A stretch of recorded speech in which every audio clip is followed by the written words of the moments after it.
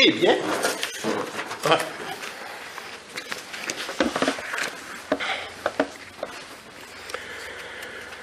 il y a un mois, on a terminé notre réflexion sur le acte 9. Acte 9, hein, où on a vu la conversion de l'apôtre Paul. Hein. Il y a des passages comme ça dans les actes qui ont un grand impact pour la vie de l'Église. Et c'est pour ça que la conversion de l'apôtre Paul, on la retrouve racontée plus loin, assez souvent. Hein? Et on va voir aujourd'hui un autre événement très déterminant, très important, qui va changer toute la face de l'Église à ce moment-là. Et c'est dans le Acte 10. Je vous invite à tourner dans vos Bibles. Dans Acte 10, le 10e chapitre du livre des Actes des Apôtres. En fait, il y en a qui ont dit, on ne devrait pas appeler ça les Actes des Apôtres, parce qu'en fait, c'est les actes du Saint-Esprit. C'est le Saint-Esprit qui marchait, qui agissait par les apôtres. Hein? Mais bon, c'est une façon de montrer que tout ce que les apôtres ont fait après le départ de Jésus, et ils ont cherché à remplir le mandat que Jésus leur avait donné. Hein? Avant de partir, Jésus, qu'est-ce qu'il leur a donné comme mandat? Vous serez mes témoins à Jérusalem, dans la Judée, dans la Samarie et jusqu'aux extrémités de la terre. Hein? Donc, ils ont été témoins dans Acte, on voit dans Acte 1 à 7, ils ont été des témoins à Jérusalem. Ensuite, plus loin, il y a eu une persécution. Et là, ils ont été dans la Samarie et ils ont été témoignés. Ils étaient délogés de Jérusalem, donc ils ont parlé du Seigneur un peu partout où ils allaient, dans la Samarie. Et ensuite, au chapitre 10, ben là, on voit que l'inclusion des païens. Hein? Les païens, ça veut dire les non-juifs. Donc, c'est un nom qui va revenir, qui revient souvent dans la Bible et qui va revenir dans mon message aujourd'hui. Donc, 3 synonymes. Hein? Païen veut dire non-juif. Ça veut dire aussi les gentils. C'est un terme technique. Les gentils, en anglais, Gentiles. Donc, ceux qui sont pas juifs. Et la porte du salut s'est ouverte. Même si c'était officieux avant, hein, on voit des gens dans l'Ancien Testament qui n'étaient pas du peuple juif, qui ont été sauvés, qui ont été inclus dans la famille de Dieu, et dans les évangiles aussi. Mais là, ça va être officiel, hein, avec l'inclusion de Corneille, le salut de Corneille. C'est Corneille qu'il faut se donner au Seigneur. Donc, pour ça, j'ai mis comme titre de mon message « La physionomie d'une nouvelle naissance ». Hein? Parce que dans le chapitre 10 et 11, on va relater, avec tous ces événements-là, comment le Seigneur est venu dans sa vie, comment il l'a fait naître de nouveau, comment il a mis la vie divine dans son cœur. Hein? Premièrement, avec toutes sortes d'étapes. Hein? Comme quand un bébé est né, il y a toutes sortes d'étapes. La phase où on ne voit pas le bébé, on voit la maman avec son bébé. Et là, la phase du passage, ça c'est douloureux, hein? Très douloureux. Et ensuite, la joie du bébé. Bon, il y a toutes sortes d'étapes qu'on va voir dans le chapitre 10 et on va prendre quelques dimanches là-dessus. On va lire, même si on ne regardera pas tous ces versets-là aujourd'hui, pour avoir le contexte, on va lire Acte 10, versets 1 à 27.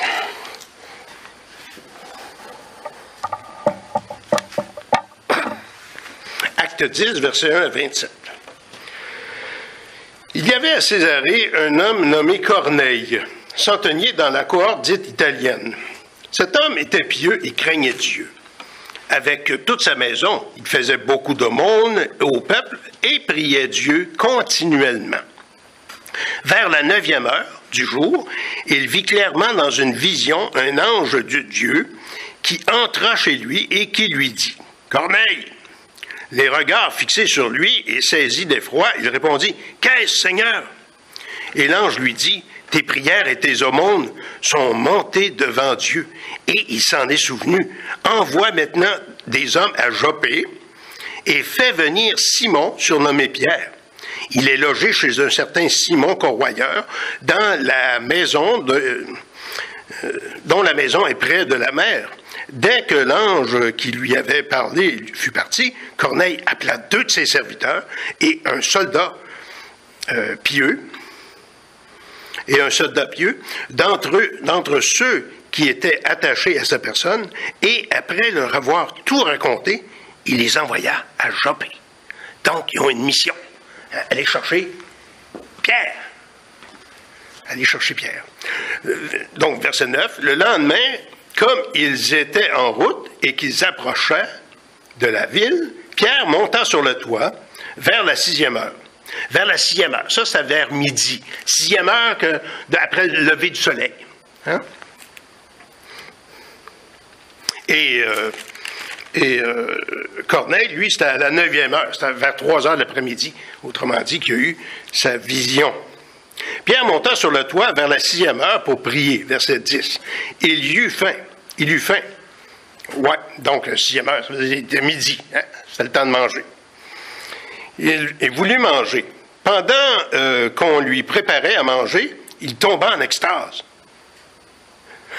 Ça peut penser que des fois, on dit il faut que je mange, là, sinon je vais m'évanouir. Ben là, il est tombé en extase. Il vit le ciel ouvert et un objet semblable à une grande nappe attachée par les 4 coins qui se descendait et s'abaissait vers la terre. Et où se trouvaient tous les quadrupèdes et les reptiles de la terre et les oiseaux du ciel. Et une voix lui dit, « Lève-toi, Pierre, tue et mange. » Mais Pierre dit, « Non, Seigneur, car je n'ai jamais rien mangé de souillé ni d'impur. » Hein, parce que c'est un juif, il y avait dans le Lévitique, là, il y a tout un code de diète, code alimentaire, où il n'a pas le droit de manger ceci, cela. En tout cas, vous pouvez regarder ça dans vos temps libres. Et pour la seconde fois, la voix se fit encore entendre à lui. Ce que Dieu a déclaré pur, ne le regarde pas comme souillé. Cela arriva jusqu'à 3 fois. Dieu il disait, mange. Puis, non, je ne peux pas manger, c'est impur. Et aussitôt après, l'objet fut retiré dans le ciel.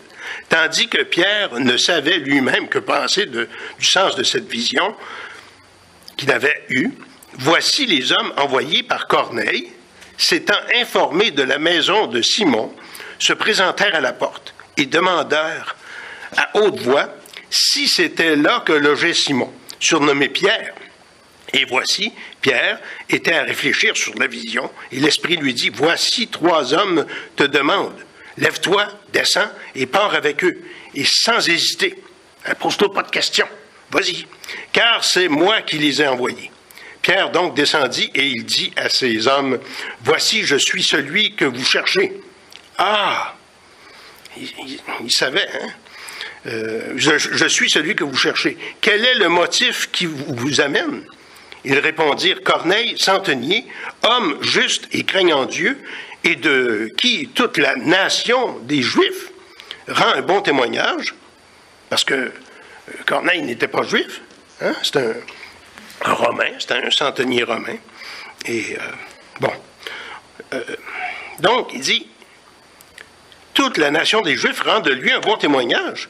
Il a été divinement averti par un saint ange de te faire venir dans sa maison et d'entendre tes paroles. Oh! Des paroles importantes. Pierre, donc, les fit entrer et les logea, et le lendemain, il se leva et partit avec eux. Quelques-uns des frères de Joppé l'accompagnèrent. Ils arrivèrent à Césarée le jour suivant, parce que Corneille était à Césarée. Hein? Corneille les attendait et avait invité ses parents et ses amis intimes. Lorsque Pierre entra, Corneille, qui était allé au-devant de lui, tomba à ses pieds et se prosterna. Mais Pierre le releva en disant, « Lève-toi, moi aussi je suis un homme. » Et conversant avec lui, il entra et trouva beaucoup de personnes réunies. Bon, et on va arrêter là. Et on va se concentrer sur les versets 1 à 8 et quelques autres versets.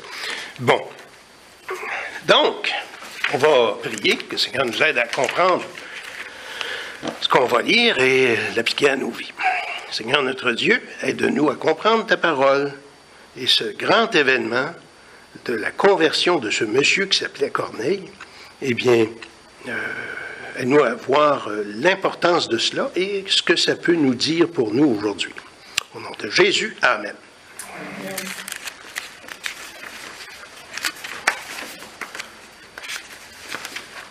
Bon, vous avez le plan dans votre semainier. J'ai 3 points. Hein? Corneille était un bon païen, mais un païen perdu. Verset 32. Corneille avait un cœur ouvert. Et finalement, Corneille avait un cœur qui était prêt. Hein? Donc, premièrement, Corneille était un bon païen, mais il était perdu. Hein? Acte 10, 1 à 8. Il y avait à Césarée un homme nommé Corneille, centenier dans la cohorte dite italienne. Cet homme était pieux et craignait Dieu. Bon, on va présenter Corneille. Qui c'était? Y a-t-il une relation dans l'étymologie du nom Corneille et l'oiseau qu'on appelle la corneille aujourd'hui? Non, aucune relation. Hein, en grec, Cornélios, là, ça n'a aucun rapport avec l'oiseau qu'on appelle Corneille, nous, ici. Hein? En tout cas, vous regarderez ça dans le petit Robert, l'historique de Corneille, là, il donne l'étymologie, si ça vous amuse. Mais non. Donc, quand on entend Corneille, là, on est un peu, comment je pourrais dire, inhabitué d'entendre quelqu'un qui s'appelait comme ça. Mais il y avait un dramaturge au 17e siècle, je pense, qui s'appelait Corneille aussi. Hein? Avec, il y avait Racine, les grands littéraires du 17e siècle, Racine, Boileau, hein? Corneille, Boileau, Racine, en tout cas. Et il était un centenier, ou on peut dire un centurion. Hein, si vous avez lu Astérix, là, vous en avez vu. C'était un légionnaire qui était responsable de 100 soldats. Dans une légion, il y avait 6000 soldats. 6000 soldats divisés par 100, donc il y avait un centurion qui s'occupait de 100 personnes. Donc, comment on appelle ça? Une cohorte. Il y avait 60 cohortes de 100, ça faisait 6000 dans une légion, c'est ça. Donc, Corneille, il était quand même une grande tâche de s'occuper de 100 soldats. C'était pas n'importe qui pouvait garder la discipline et voir à ce que les choses aillent rapidement et rondement. Hein? Donc, ce qu'on s'attendait, il y a un historien de ce temps-là, un historien romain, Polybe son nom, je pense que je l'ai inclus dans votre semainier, la citation. Ce qu'on attend des centurions, ce n'est pas tant la hardiesse et le goût du risque que l'aptitude au commandement et un caractère solide, posé, de préférence, et on ne leur demande pas de partir à l'assaut de but en blanc ou tout de suite sur un dixaine, là, comme on dit. Mais si l'ennemi les domine et les presse, il va tenir bon jusqu'à se faire tuer sur place. Hein? Il est déterminé à faire tout ce qu'il peut pour le bien de, en tout cas, la gloire de César. Hein? C'est ça. Il n'était pas seulement un bon soldat, un bon centenier. Hein? Il était loué même par les Juifs. Hein? Il était, pour les Juifs, de louer des Romains, il fallait le faire. Hein? Il fallait être bon. Mais il était pieux. Cet homme était pieux et craignait Dieu. Pieux veut dire dévot. Hein? Il est dévoué à, bon, on va dire à sa religion. Mais dans le sens biblique, il était dévoué à Dieu. Hein? Mais ce n'était pas un juif. Il ne connaissait pas, c'était pas un juif. Mais on parle de ceux qui craignent Dieu, les craignants Dieu. Quand on dit que quelqu'un craignait Dieu dans la Bible, ça voulait dire que c'était un non-juif, un païen, qui était intéressé à la parole de Dieu et qui croyait dans le Dieu, le seul Dieu, hein, monothéisme, c'est le seul Dieu, Dieu d'Israël. Mais il était prêt à aller à la synagogue, oui, mais pas à se faire circoncire. Ça, il n'était pas prêt à ça. Fait que, il ne pouvait pas faire contrairement aux prosélytes, qui, eux, je crois, se faisaient circoncire. Puis il devenait juif, même s'il n'était pas né juif. Hein? Mais, donc Corneille, ce n'était pas son cas. Mais, il était intéressé à la révélation de Dieu.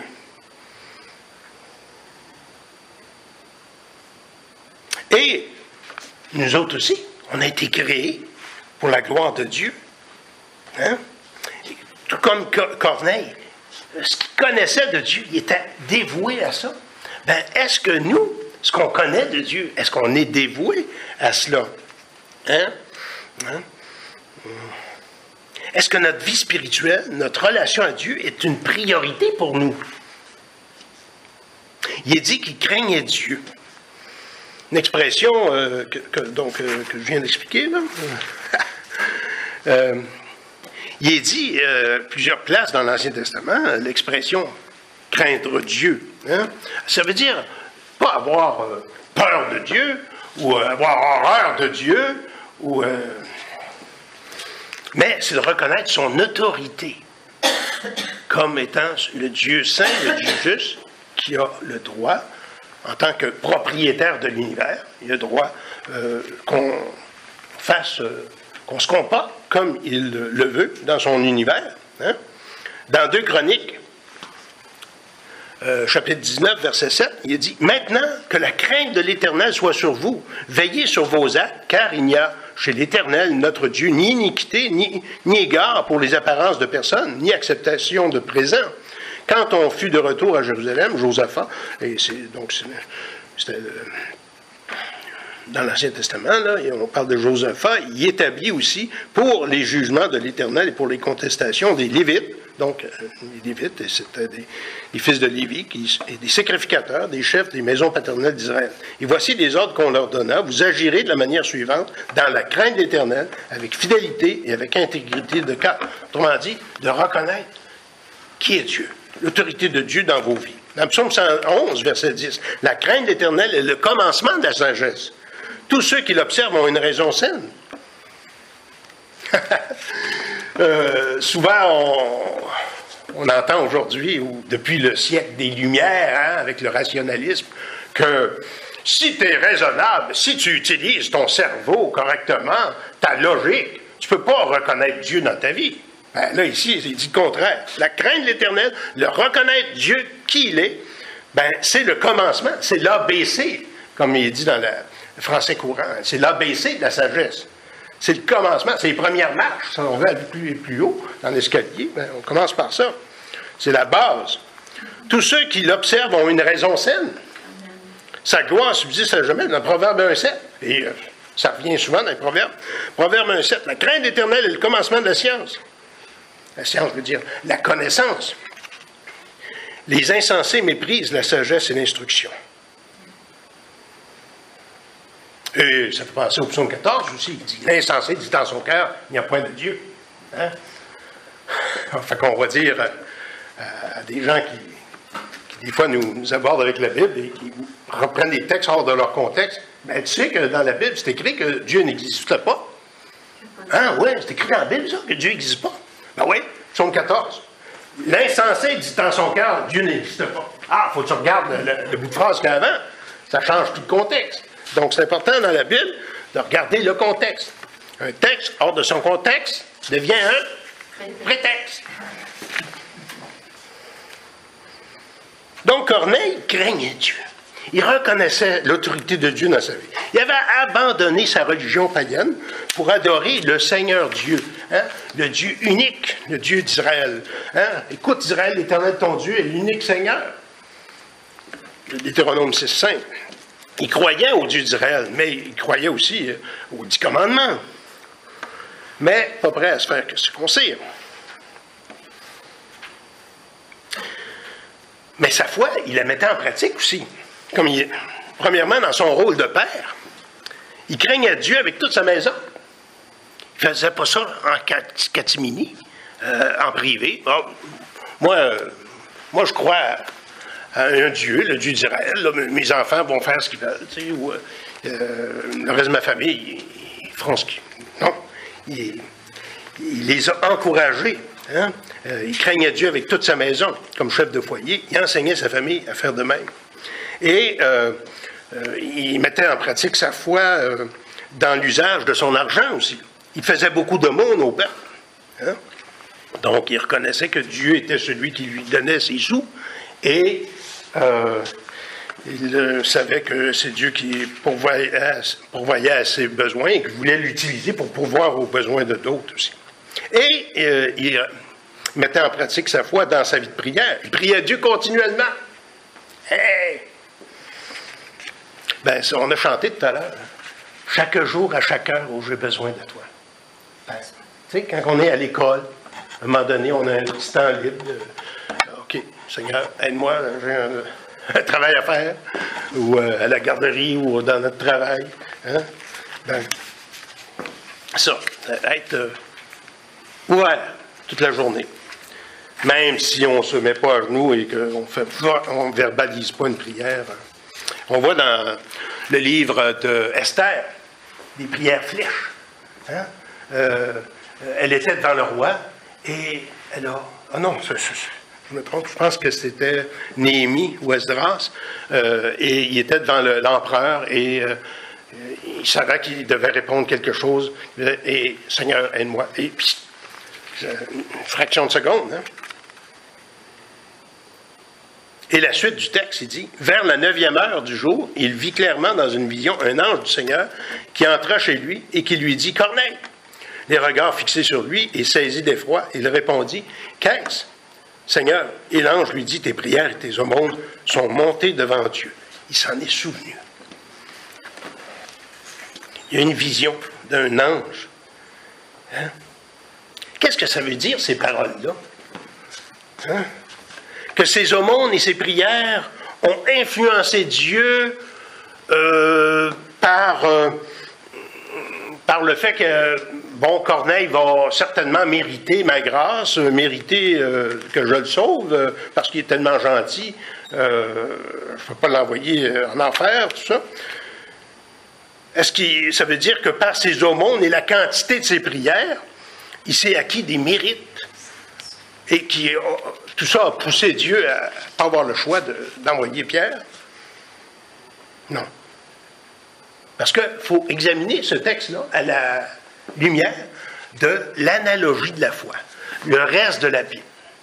Et quand on regarde concernant le moyen du salut, la façon dont on est sauvé, étant donné que notre situation, elle n'est pas d'être simplement un petit peu malade spirituellement en tant qu'être humain, mais qu'on est mort spirituellement. Hein? Il est dit dans Romains 3, 23, tous ont péché, ils sont privés de la gloire de Dieu. Et ils sont gratuitement justifiés par sa grâce, par le moyen de la rédemption qui est en Jésus-Christ. Gratuitement. Ça veut dire qu'on n'a rien contribué pour notre salut. Romains 6, 23. Car le salaire du péché, c'est la mort. Mais le don gratuit de Dieu, c'est la vie éternelle en Jésus-Christ notre Seigneur. Gratuit. Aucune contribution humaine au salut. Hein? Mais comment comprendre ce qui est écrit ici dans l'acte 10? Ah, tes aumônes sont montrées à Dieu. Hein, papa? Mais souvent, quand on voit dans Dieu, quand il dit, il s'est souvenu de la promesse qu'il avait faite à Jacob. Dieu se souvint de... Oui. Ça dit, il s'en est souvenu. Oui, on va voir que dans quelques instants, justement, qu'il y a une analogie avec ce bout de phrase-là, avec les situations du peuple juif dans l'Ancien Testament. Dans Éphésiens 2:8, c'est par grâce que vous êtes sauvés, par le moyen de la foi. Ça ne vient pas de vous, c'est le don de Dieu. Ce n'est point par les œuvres, afin que personne ne se glorifie. Donc, à la lumière de ces versets qui sont clairs, sur le salut, sur la grâce, sur le rôle humain, Corneille n'a pas été sauvé en vertu de ses œuvres. Mais on va voir qu'est-ce que ça veut dire. Quand il dit « Tes prières et tes aumônes sont montées devant Dieu, et il s'en est souvenu. » C'est la même structure de phrase qu'on retrouve dans Exode 2, quand le peuple d'Israël était dans l'agonie de l'oppression égyptienne, et il priait Dieu qu'il puisse les délivrer. Dans Exode 2, 23 à 25, quelqu'un voudrait lire Exode 2, 23 à 25? OK, c'est bien. Exode 2, 23 à 25.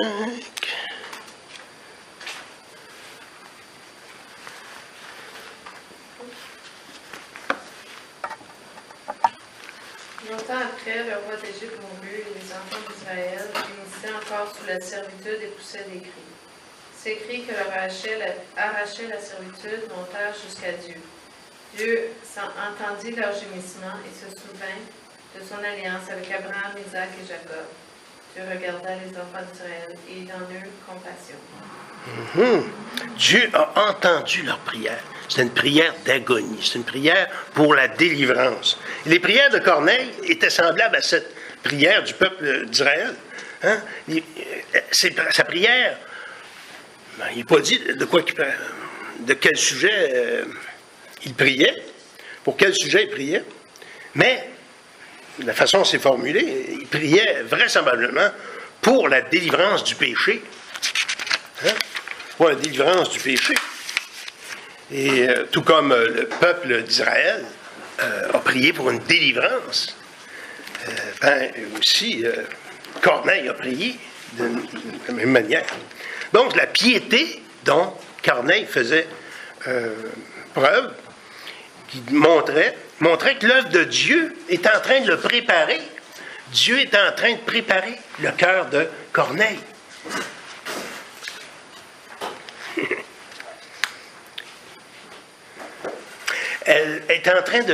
Dieu est en train de préparer Corneille à recevoir la bonne nouvelle plus tard.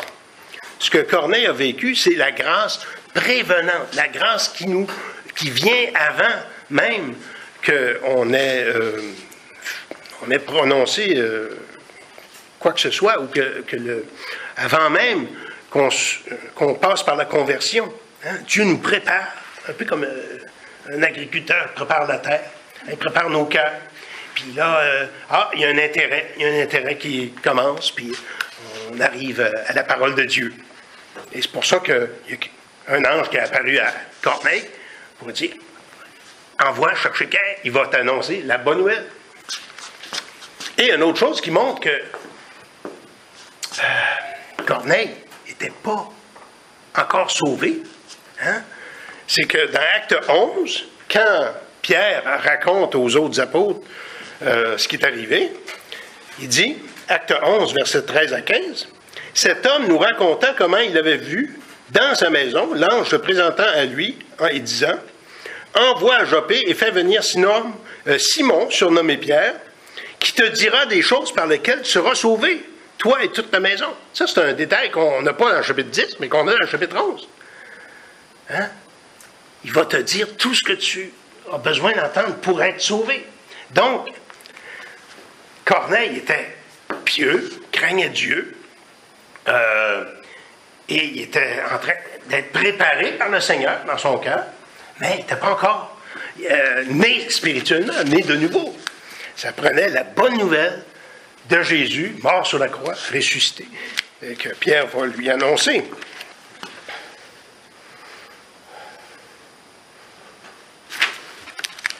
Donc, Corneille, c'est un bon païen, Mais c'est un païen perdu. Donc, deuxième chose, Corneille avait un cœur ouvert. Verset 3. Vers la 9e heure. 9e heure, c'est à 3 heures l'après-midi, hein, c'est ça?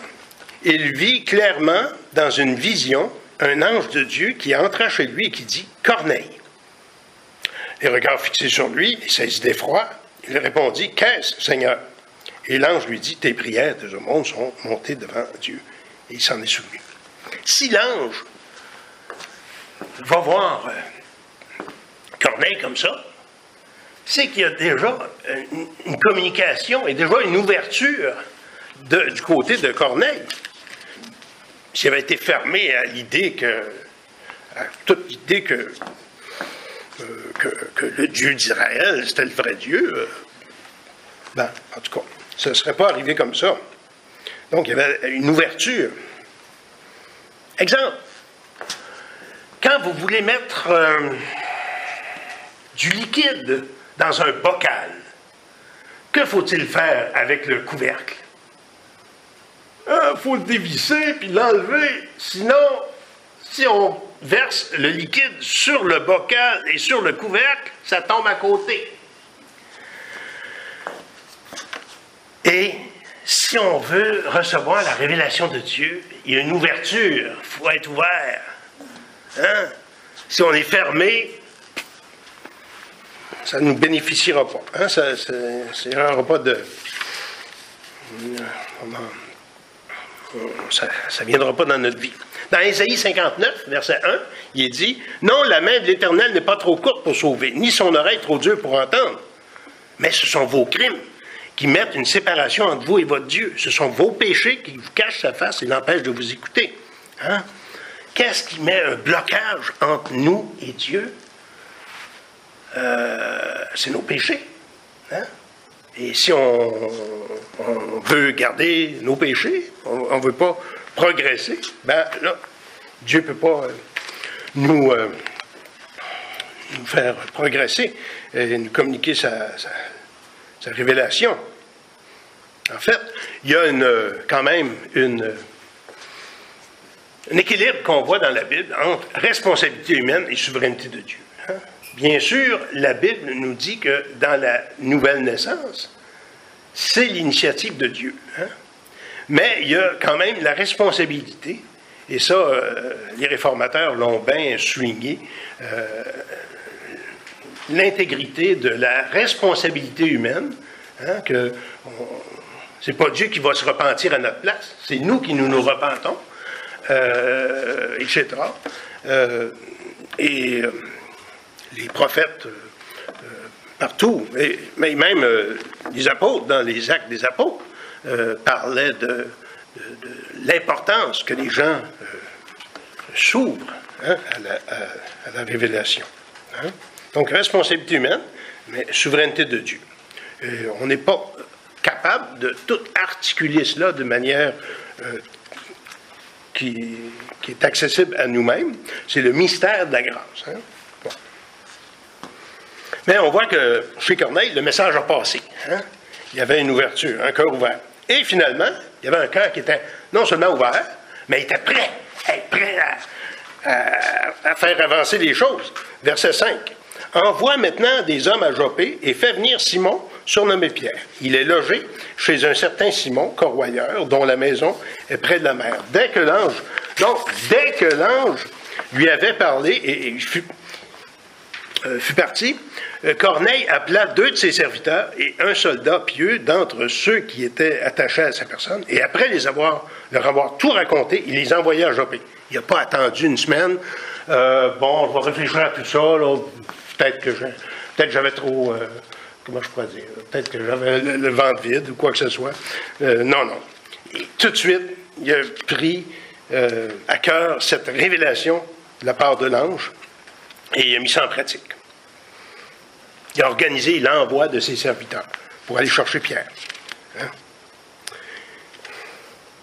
Et verset 24, donc plus loin dans le chapitre, on voit encore comment il était prêt là, à recevoir cette révélation de la part de Pierre. Verset 24, ils arrivèrent à Césarée le jour suivant. Donc, c'est tout le groupe, les 3 personnes, avec Pierre. Ils arrivent à Césarée pour voir Corneille. Corneille les attendait. Hey, ils sont arrivés! Et il avait invité ses parents et ses intimes. Hey, il avait rempli la maison. Hein?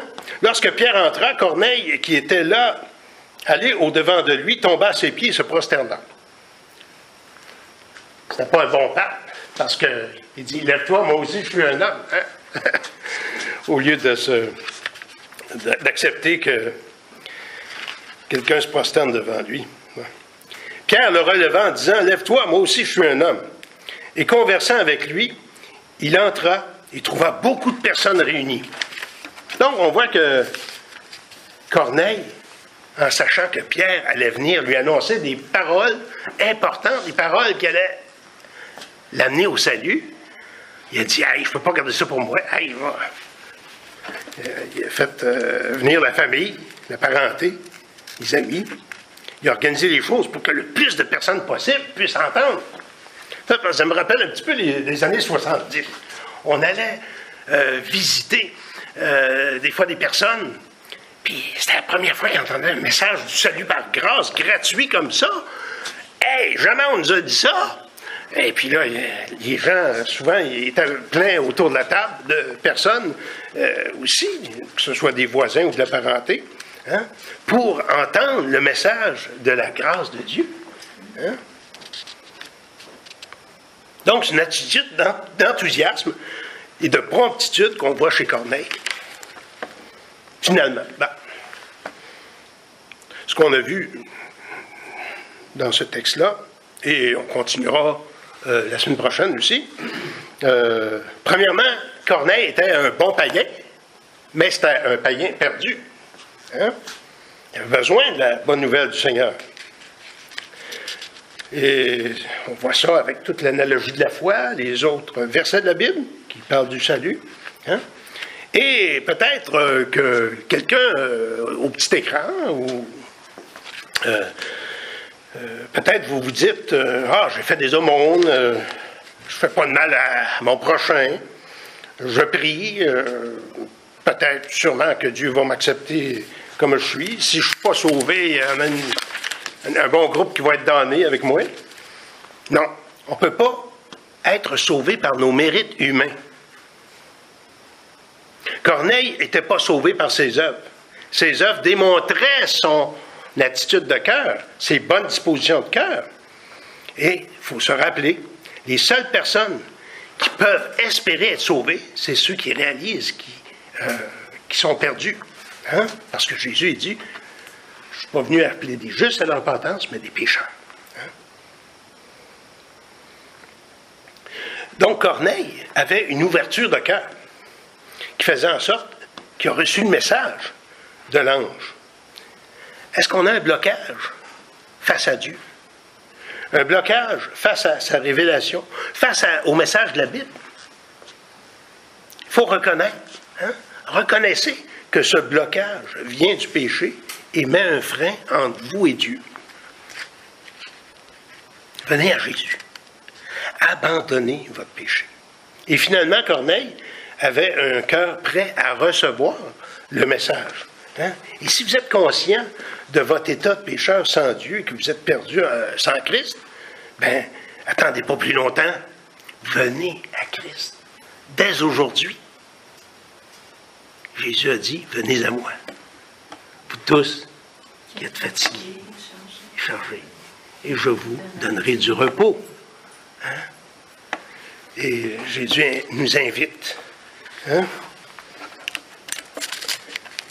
Il ne faut pas se dire, je suis trop pécheur, Jésus ne me pardonnera pas. Non. On est la personne toute indiquée, comment je pourrais dire, la personne qu'il faut. La personne qui est que Jésus, le candidat idéal, c'est ça. Hein? Parce que Jésus est venu pour sauver des pécheurs. Que le Seigneur nous bénisse et nous accorde sa grâce. Prions. Notre Dieu, notre Père, merci pour ta parole, merci pour tous ces exemples dans la parole, dans la Bible, où on voit des pécheurs qui sont pardonnés, qui sont approchés par ta grâce et qui finalement naissent à la foi et ont leur vie transformée. Merci Seigneur. Tu es le Dieu des renouveaux, le Dieu qui nous fait repartir en neuf. Si quelqu'un est en Christ, il est une nouvelle créature. Les choses anciennes sont passées, voici toutes choses sont devenues nouvelles. Merci Seigneur. Bénis le reste de cette réunion et que l'on puisse célébrer ta grâce. Au nom de Jésus, amen. Amen.